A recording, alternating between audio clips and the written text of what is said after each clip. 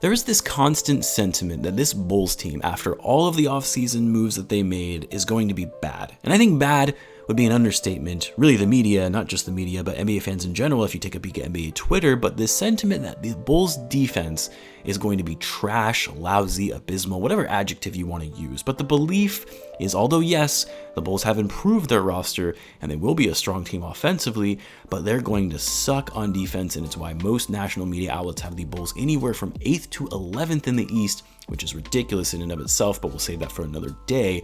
But what I want to talk about in this video is why the Bulls defense, although yes, isn't going to be a top defense in the league, it's not going to be bad and will actually surprise people in terms of how well they will perform on defense. So what's going on, everyone? You were listening to Bulls Central here. Hope you're all doing well.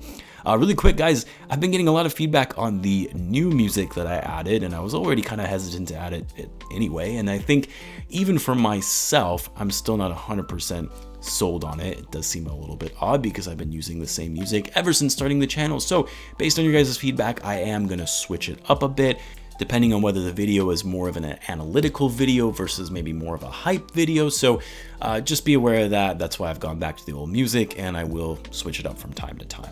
But now, I know what you're probably thinking.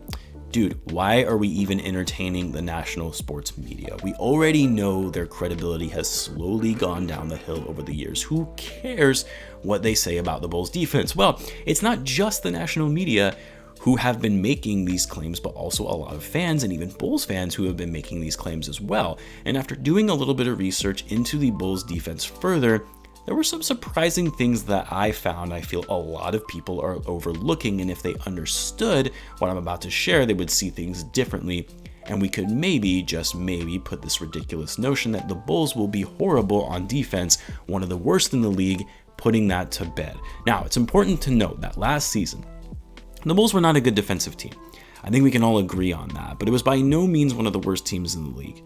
In fact, the Bulls finished the season 24th in points allowed out of 30 teams, of course, and were actually 12th in defensive net rating, which factors in defensive pace, defensive rebound percentage, steals, blocks, among other factors. So 12th is better than more than half of the league. Now, the Bulls did lose some key defensive players in Thaddeus Young, Daniel Tice, and of course, they did trade Wendell Carter Jr. midway through the season, another strong defensive player, but the Bulls also added this offseason Lonzo Ball, Alex Caruso, both very good defenders on the perimeter, something the Bulls didn't have at all last season. And then they also added Ayo Dosunmu through the draft, another great perimeter defender. Then you also have Tony Bradley, who is a decent rim protector. The rim protector, maybe not so much that Daniel Tice was, but still a decent backup. The Bulls also, despite losing Wendell at the trade deadline, they also added Troy Brown Jr., who is a solid defensive player. So, given the subtractions, but also the additions to the roster, let's take a look at some of the numbers of the key defensive additions that you may not have been aware of before. Let's start with Alex Caruso. Now, I'm sure some people are aware of this because it was talked about when the Bulls signed Caruso as a free agent, but Caruso was one of the few reserves in the league last year that received multiple votes for an all-defensive team, on the all-defensive second team, that is. Now, most people will think, okay, cool, he got a few votes, but it's not like he actually made an all-defensive team, and he hasn't in his career, which it should be noted that not a single player on the Bulls roster, whether old or new, has ever actually made an all-defensive team. But this stat chart really popped out at me, and I believe I shared this before around the time that Caruso was signed to the Bulls. And I know, these are extreme advanced metrics, which I myself am not a huge fan of, some advanced metric, but based on this chart, which came from B-Ball Index, which measures a player's defensive impact of point of attack defenders, point of attack in transition really, and when looking at defensive impact per 100 possessions, Alex Caruso was number 1 in the entire league. Not only that, but he was 3rd in the league in terms of defensive points saved behind Ben Simmons and Tobias Harris, some of the best defenders in the game. Now, the only thing I hate about these types of charts is when they plaster the player's face on there, and then it just ends up being faces over faces and just a huge collage of a mess where you can only see certain players on the chart. Well, what you can't see when I looked into it a little bit further is that Troy Brown Jr., who's actually being covered up by Patrick Beverley, is in the upper right quadrant. You also have Lonzo Ball right there in the center, and believe it or not, you actually have Zach Lavine right next to Lonzo, but he's being covered up by a conglomerate of players in the slight lower left quadrant. Now, I know this is just one metric and kind of a far-fetched metric at that, like what, defensive impact of point attackers?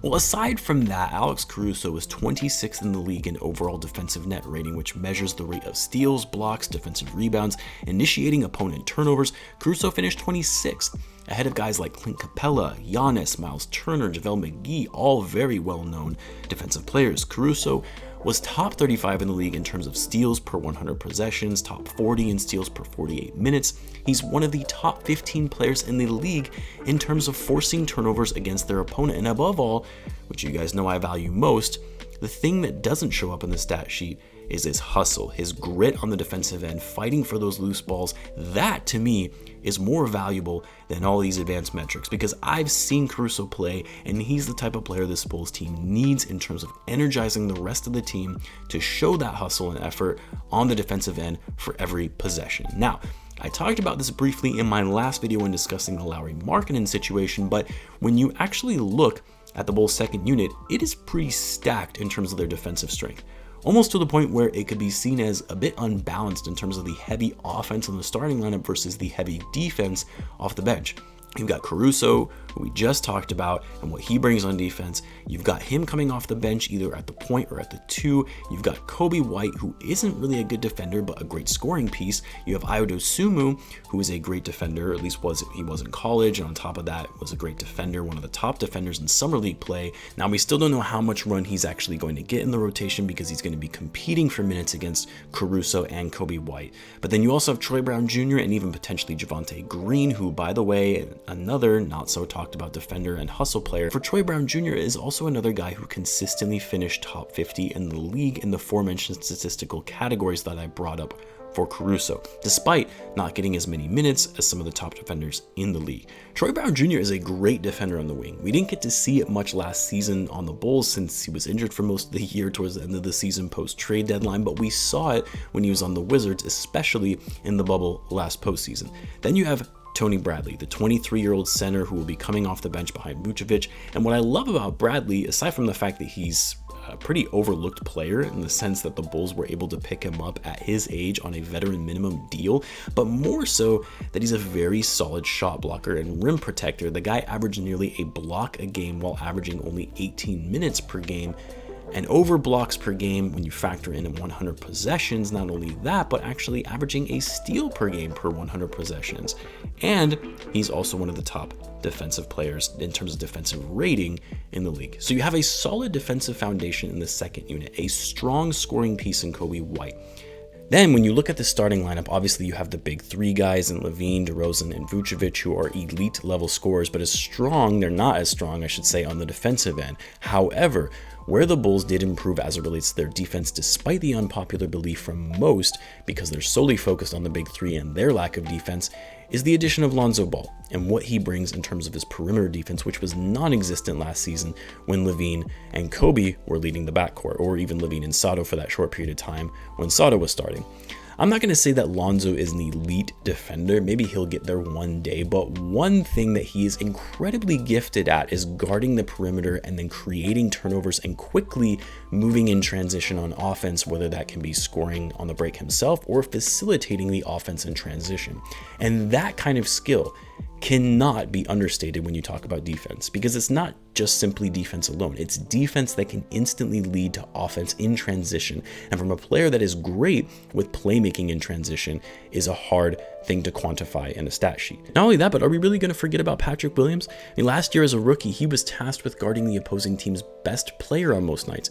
He had to guard guys like Giannis, LeBron, and Kawhi all in his first 30 days of his NBA career, and he held his own for going up against the best players in the league. Now, we're all hoping anyway that Patrick will take an even further leap this year going into his sophomore season. He did just turn 20 years old. Happy birthday, Patrick. And based on what we saw in Summer League, that build, that frame, that size, and his ability to not only defend but move up and down the court quickly with his ball handling skills and slashing to the basket, as well as his mid-range jumper, that is something to be excited about if you're a Bulls fan. So quite frankly, I don't understand why so many people are harping on the Bulls defense. Again, I'm not saying that this is going to be an elite level defensive team. I'm not saying that they're even going to be a top 10 team on defense, but to act like this team is going to be trash on defense, and because of that, they're just going to barely make the playoffs, or even miss the playoffs for that matter. It is so incredibly short-sighted to think in that manner. I mean, are we just going to act like some of last season's top-level offensive teams were great on defense?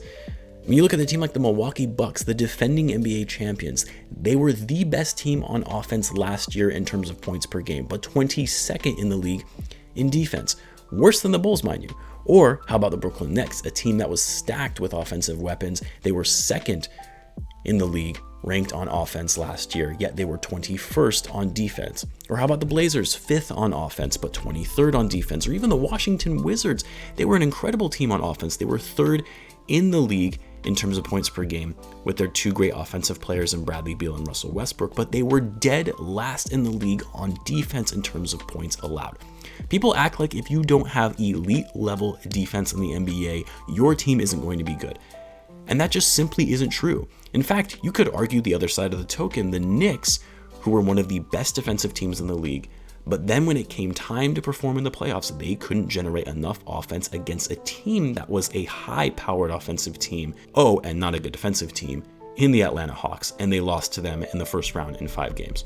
Don't get me wrong, defense is important, it's very important, and I've been griping on the Bulls and their defense for years now, but if you look at this roster and see the balance between strong offensive players in Lavine, Vucevic, and DeRozan, mixed with great defenders in Lonzo Ball and Patrick Williams in the starting lineup, and a deep bench of defenders in Caruso, Ayo, Troy Brown, Javonte Green, and Tony Bradley, that is not a team that is going to be horrible on defense.